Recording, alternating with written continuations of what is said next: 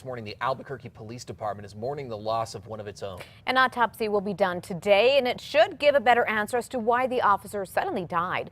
As he and other officers were gathering for crisis intervention training, he suddenly collapsed. It happened yesterday at the Old Masonic Lodge on University. Fellow officers, they rushed to help give him CPR. 2 ER doctors also came to the scene after hearing the call. The 2 physicians continued to treat our officer at the scene, and a decision was made to transport him to the University of New Mexico Hospital, where he later passed away. We are not naming the officer because all of his family have not been notified just yet.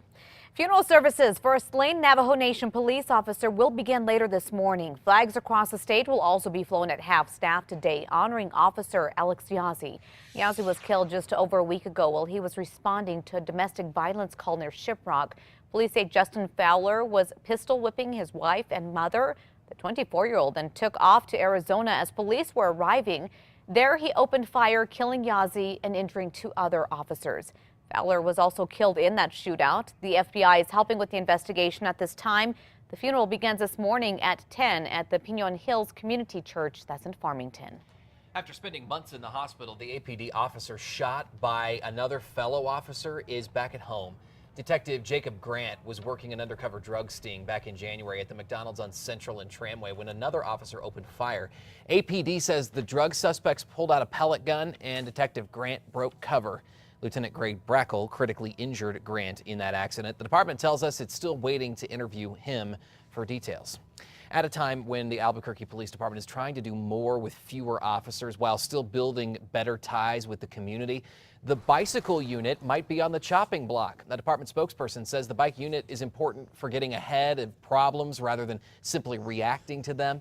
But in a department down more than 200 officers over a couple of years ago and the time that it takes to get to calls at an all-time high, they say they're running out of options. We are still looking at all possibilities in order to get the most efficiency out of our manpower that we have. And one of those would be to reduce the amount of bike units we have on the streets, but that decision hasn't been finalized yet.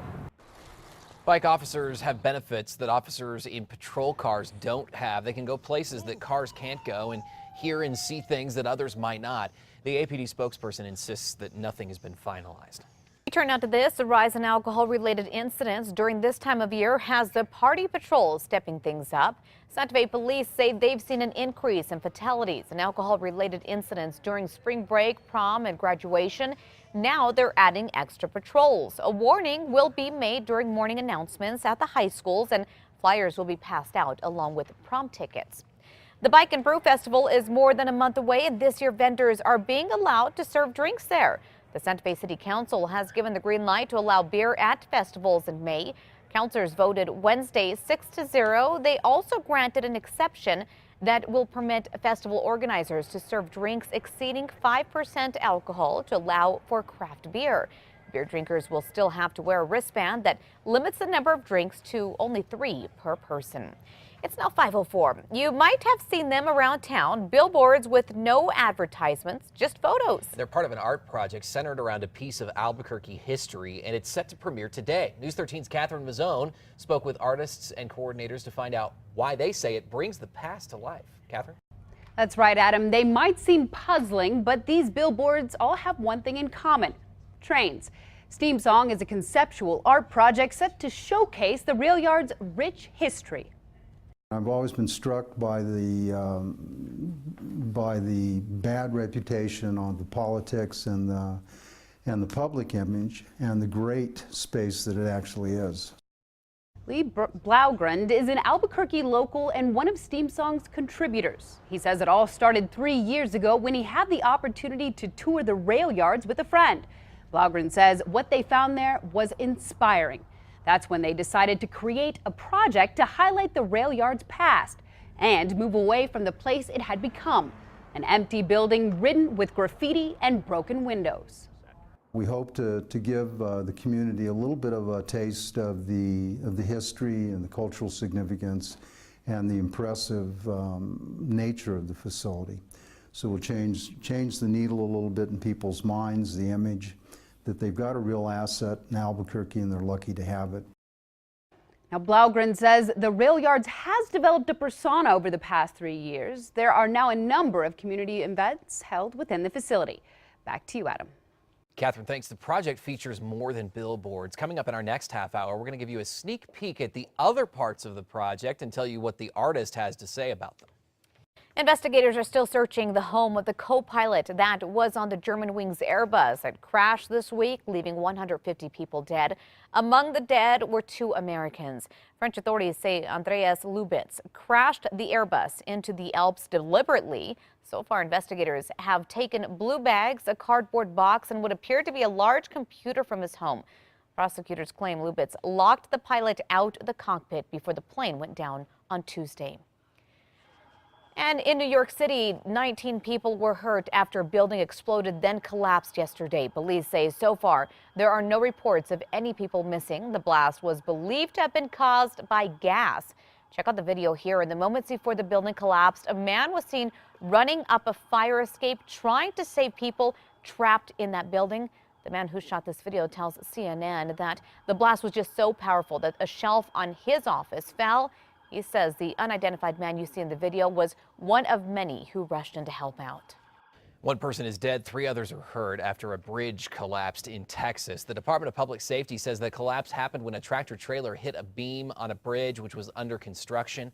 That impact caused other beams to fall, crushing several vehicles below. 2 members of the Illinois National Guard are facing serious charges today after being accused of trying to support ISIS. Hassan Edmonds and his cousin Jonas were in court yesterday after authorities say the pair was planning to attack a military base in the state of Illinois. If convicted, the 2 face a maximum penalty of 15 years in prison. Caught on camera, what a joy. The scholarship fund that has put so many students through college in New Mexico is now shorter than ever on funds, and this means students might have to find a way to make up the difference themselves. Last year, the lottery scholarship covered 95% of tuition.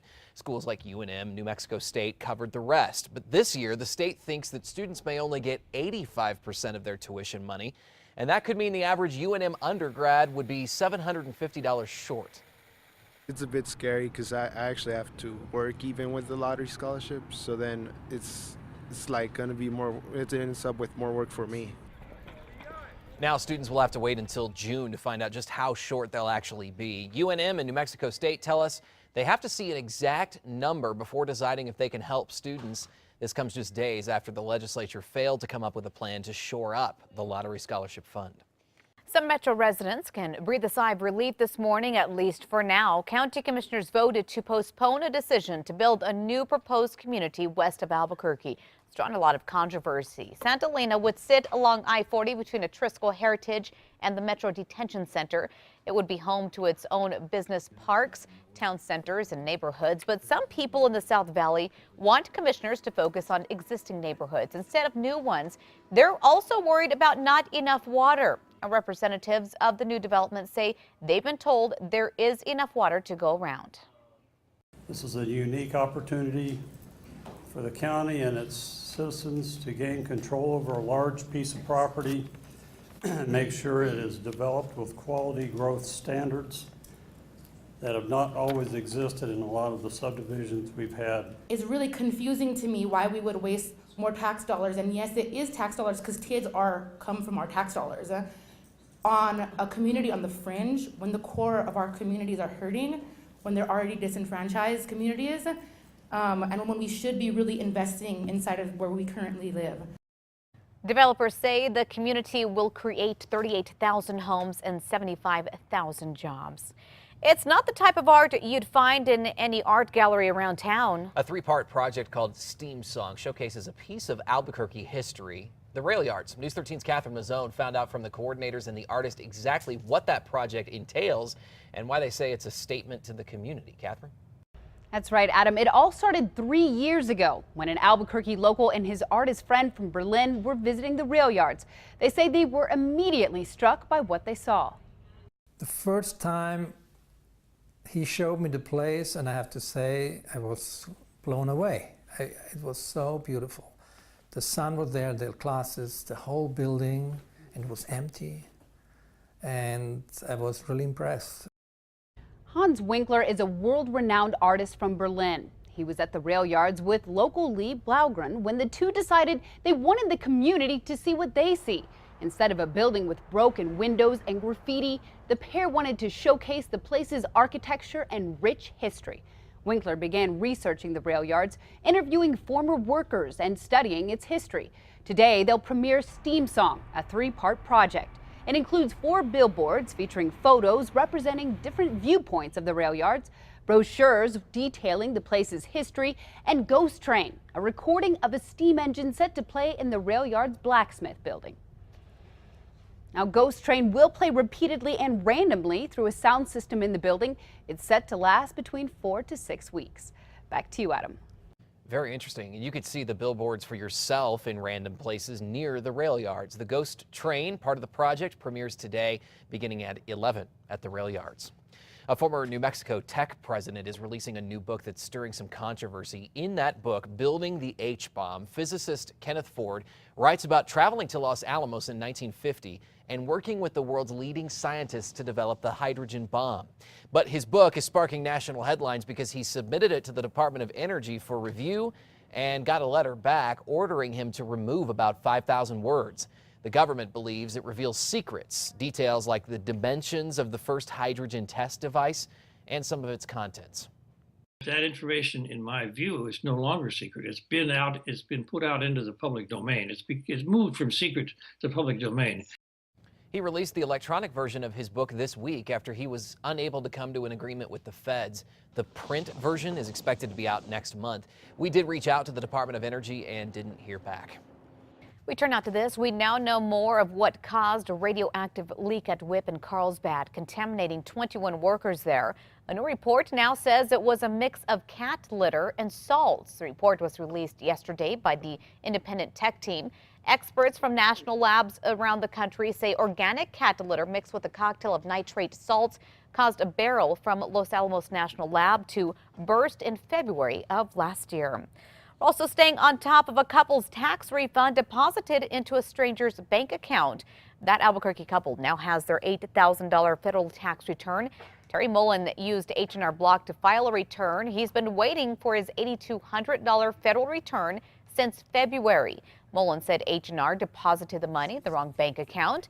After News 13's Kim Holland exposed their story, H&R Block gave the couple their money yesterday. 5:37, we could be heading for a budget showdown in the nation's capital. The U.S. Senate has passed a budget plan that calls for trillions in spending cuts. That's a live look in Washington we were just looking at there. This video from the House floor where they approved a similar measure last night.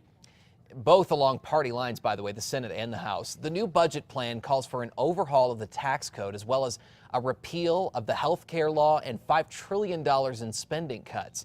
President Obama has said in the past that he will veto the attempt to repeal the health care law. Indiana's governor has signed a new law that some fear allows discrimination against gay people. Supporters say the religious freedom law protects business owners from being forced by the government to provide services for same-sex weddings in the name of a religion. Opponents say it legalizes discrimination. Some say the law could hurt tourism. A gaming convention is now threatening to move its event out of Indiana, and a tech giant also says it will move out of the state altogether. Okay, take a look at this. A photo that shows kids playing on a war memorial has some people furious. The kids are seen playing on the Vietnam Women's Memorial, which depicts 3 women helping a wounded soldier. The photographer says a crowd gathered to condemn the parents. The image, which surfaced on social media, has since gone viral. The National Park Service, which oversees the memorial, has not commented, but the Vietnam Veterans Memorial Fund says visitors should treat these installations with respect. Time now is 5:38.